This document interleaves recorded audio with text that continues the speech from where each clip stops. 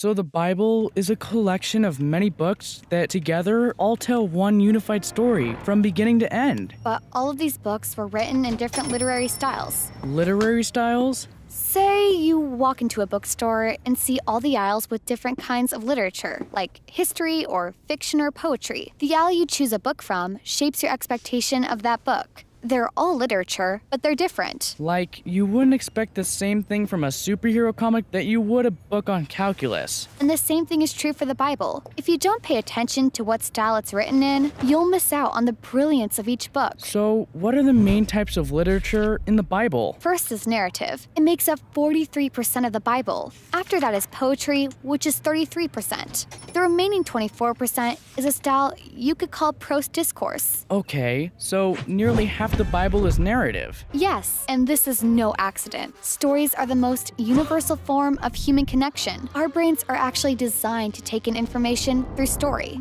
And stories are really enjoyable. Why is that? Well, stories help us understand confusing life events by putting them into an order or sequence. When situations are put together in a story, we can start to see the meaning and purpose of it all. So, what brings this all together? Well, good stories always have a character who wants something. An author can use these characters to explore life's big questions, like who am I and what's really important in life. And a good story always involves some kind of conflict. A challenge to overcome, just like in our own lives. And that forces us to think about our own challenges. Like why there's so much pain and sadness in the world. And then what we can do about it. Stories usually end with some kind of resolution, giving us hope for the stories in our own lives. Since these are Bible stories, are the characters showing me how I should live? Actually, no. Most Bible characters are really flawed and make terrible mistakes. You should not be like them, but we can learn from them. Experiencing the failures of characters in a story helps us see our own lives from a new perspective. These stories will mess with you and begin to change the way you see the world and other people and yourself.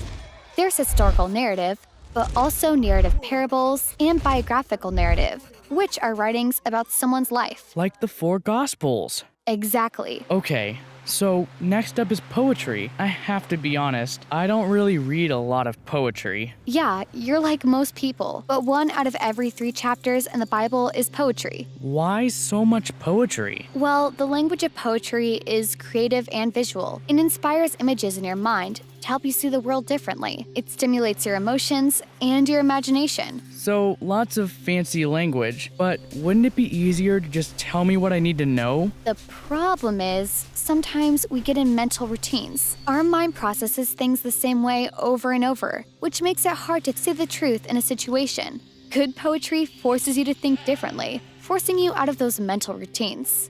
There's lots of types of songs or psalms. There's the reflective poetry of the wisdom books, and then the passionate resistance poetry of the prophets. Okay, the last big literary type is called prose discourse, and it makes up 1/4 of the Bible. Yeah, these are speeches, or letters or essays. The focus here is building a sequence of thoughts or ideas into a sort of discussion that has to have a logical response. Like, hey, have you thought about this thing? You should also consider how it connects to this other thing. And if you do, then you will see that this is the result. And because that is the conclusion, you should probably stop doing that one thing so that this other thing will happen instead.